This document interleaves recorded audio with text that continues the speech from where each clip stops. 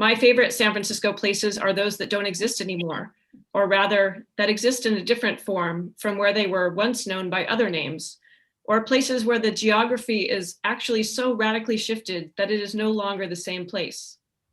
Our urban centers contain a multitude of these. Yelamu, for instance, is the name for this peninsula that has been used for thousands of years by indigenous inhabitants of this land, well before Spanish names like San Francisco began dotting the landscape.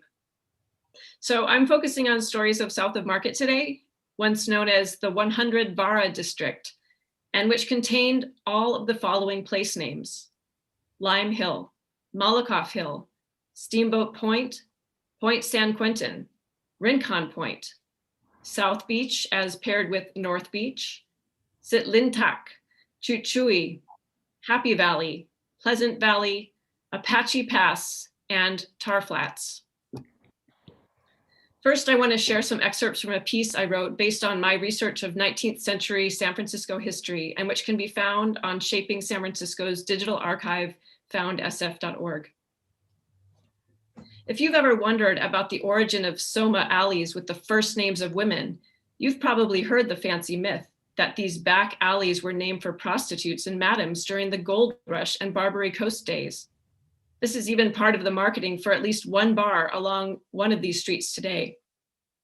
There are also theories that early settler families named them after their daughters, but the reality is that there are very few streets named after females in San Francisco from any time period, and most early streets were named by last name after powerful men who made their mark in some way. I find it hard to believe a street would have been named for a woman who was a sex worker in the 1850s, and especially not for women who were likely to be mostly moving through town. At least there would be a Briones Street for Juana Briones, whose father and grandfather traveled with the De Anza and Portola expeditions, and who established her own homestead in the 1830s in the settlement of Yerba Buena. And where are the surviving legends of the ladies in question to accompany the streets named for them? None have survived, if there were any. So maybe side streets named for the first names of women didn't come from early ladies of the night. But what did and do still people name after their female family members? Let's say it's possible that these streets named in south of Market might be named instead for ships.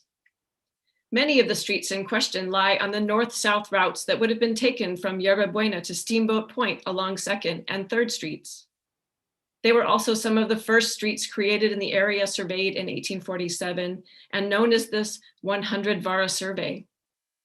From Rincon Point to Steamboat Point, early south of Market was the location of the shipbuilding, shipbreaking, and steamboat reassembling industry in the mid-19th century. Searching the newspapers from the early 1850s for these names yielded some interesting information about boats. The articles come from a time when Eddie was laying out San Francisco's newly developing areas south of the Yerba Buena settlement, around 1851. The streets we're talking about are Annie, Jessie, Minna, Clementina, and there are Tehama, Natoma as well. There are a few that did not survive 1970s redevelopment and have only been preserved on very old maps like Alice, Louise, Jane, Elizabeth, Luconia. In May 1851, according to the Sacramento Daily Union newspaper, there was a Peruvian brig named Annie, and it was mentioned as having been cleared from the port of San Francisco. A first listing of Annie Street is made in 1852, related to 115 lots for sale in Happy Valley, near Jane Street, another ship mentioned in the same Sacramento Daily Union issue, having arrived in May 1851. There was a ship named Jessie, which arrived in March 1851. The Tehama, a steamboat, had her first voyage in June 1850, stocked and bound through the Sacramento-San Joaquin Delta. In December 1850, Minna was being listed in the Daily Alta newspaper as the first street below Mission. Perhaps it referred to a ship that came in the early gold rush. A Clementine Street is first listed in the Daily Alta in August 1850, and an article about a Bremen whaling ship, Clementine, can be found in the Californian at the early date of November 1847. One street name is not named for a ship, but related to sea journeys. Luconia is the location of a stopping point for a coal depot on the voyage from China to San Francisco. An unanswered question, and one for more explanation and research, is why these particular ships and not other ships that arrived around the same time were chosen to name streets after, like the Don Quixote, for example. As mentioned, my exploration of streets supposedly being named for women focuses on a small geographic area in San Francisco and a short period of time at the founding of this new urban center. However, these are not the only street names using ladies' first or last names in town, and I leave you to explore San Francisco on your own to find them and their stories.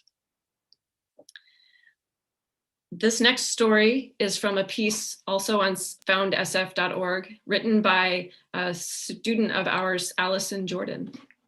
I just want to interject and say that was really interesting about the women street names and how it was ships. I had never known that. Thank you for sharing that. I should, full disclosure, that's my theory. That no one has backed it up or refuted it actually at this point. So, you know, there's still more research to do, but it's an interesting theory. I like, Ron commented Bernice, one of them's named Bernice like her grandmother, same name. So it's interesting. Go ahead. So I have two more stories. This one is about South of Market as well. The first Japanese immigrants came to Soko, as they called San Francisco, in 1869. Originally, these immigrants were predominantly young men searching for new economic opportunities. In 1870, the first Japanese consulate in the United States was established in San Francisco. After first-generation Japanese immigrants settled in Chinatown, following waves of immigrants began to colonize the South of Market area. Due to its status as an immigrant district, South of Market was free from the racial covenants that discriminated against Japanese and were common in other areas of the city. The Japanese capitalized on this limited amount of space available to them, and it was here that the first Japantown was established and thrived until its destruction by the 1906 earthquake. In the new South of Market colony, they established exclusively Japanese rooming houses and small businesses. This area was the first to be called Nihonjin Machi, or Japanese People Town, by its inhabitants, a different meaning than the term used by outsiders, Nihon Machi, which translates directly to Japantown. One resident commented on this distinction. The Japanese in those days did not call themselves in English Japantown. Before the wars, from time to time, I would say Japantown because the majority of the people started saying that, but I insisted on saying it was Japanese town. This resident was referring to the fact that the reference to Japanese people by the inhabitants was a form of empowerment through group identification. In Nihonjin Machi, numerous social, economic, and political organizations expressly for Japanese were established. It provided a safe area where they had the opportunity to set up their own independent businesses. There were several businesses rooted here by necessity. There was a prevalence of Japanese barbershops, as Japanese traditionally were not admitted to white barbershops. The same rule applied to bathhouses and hotels. Japanese shoemakers even established their own union in 1893, as they were unwelcome in the majority of traditional workers' unions at the time. The majority of businesses catered exclusively to the Japanese residents of Nihonjin Machi and created a community in which these immigrants were welcome and had their own established institutions to help create a new life in San Francisco. And I have one more short piece, and it's a piece I wrote, and it was recently published in a People's Guide to the San Francisco Bay Area. Filipino men had been coming to California since the early 20th century, when they sought work as agricultural laborers and merchant mariners, spending downtime between seasonal jobs in San Francisco. Their communities grew after the Immigration and Nationality Act in the US of 1965 removed the quota system based on national origins, which had given preference to immigrants from Northern and Western European countries over Asian and African immigrants. San Francisco's already existing Manila town, north of Market Street, and central south of Market became magnets for new arrivals from the Philippines. The Soma Pilipinas streets between Folsom and Harrison and 3rd and 4th Streets pay homage to this history and have helped bolster community resilience in times of dramatic urban change. Filipinos were activated around housing and development issues during the redevelopment era of the 1950s to the 1970s, when this part of the South of Market District experienced near total clearance and reconstruction. A multi-ethnic alliance of largely working class residents and community organizers challenged the city's plans. A coalition of housing advocates, labor leaders, longshoremen, and seniors organized under the umbrella organization Tenants and Owners in Opposition to Redevelopment, which successfully fought for affordable housing for 4,000 people, largely immigrants and seniors. This group later created a housing development nonprofit, Tenants and Owners Development Corporation, which worked with men from one of the local Filipino Masonic lodges to build housing for displaced seniors. They also successfully pressed for the renaming of the surrounding streets to pay homage to Filipino political leaders.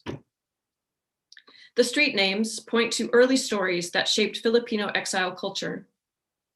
Mabini Street is named after Apolinario Mabini, a revolutionary leader and first prime minister of the Philippines when the first Philippine Republic was established in 1899. Bonifacio Street recognizes Andres Bonifacio, the father of the Philippine Revolution, for his role in creating the Katipunan movement that started the Philippine Revolution. Lapu-Lapu was named for the first indigenous Filipino to resist Spanish colonization in 1521. Rizal Street is named for Jose Rizal, a Filipino nationalist who was executed by the Spanish colonial government for rebellion inspired by his writings. And Tandang Sora Street, which intersects with Rizal, recalls the nickname for the grand woman of the revolution, Melchora Alquino de Ramos. In 2006, the continued presence of Filipinx communities here was recognized formally again when the city approved the Soma Pilipinas Filipino Cultural Heritage District. One of several similar districts created around that time, the district offers political leverage to fund and preserve spaces of cultural programming to create a bulwark against the rapid development of the tech era, which has been centered also in Soma. The district covers about 50 square blocks featuring community organizations, businesses, murals, and traditional cultural spaces.